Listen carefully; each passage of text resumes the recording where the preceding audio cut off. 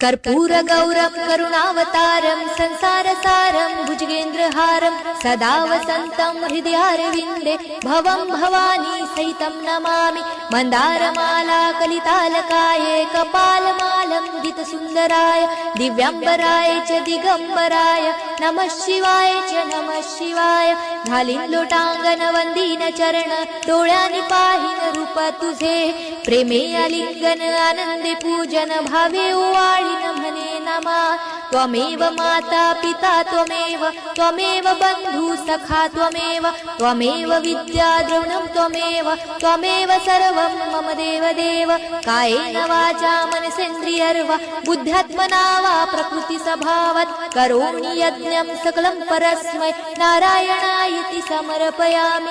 अच्युतं केशवं राम नारायणं कृष्णदामोदरं वासुदेवं हरे श्रीधरं माधवं गोपिका वल्लभं जानकी नायकं रामचन्द्रं भजे। हरे राम राम राम हरे हरे हरे कृष्ण कृष्ण कृष्ण हरे हरे हरे राम राम राम हरे हरे हरे कृष्ण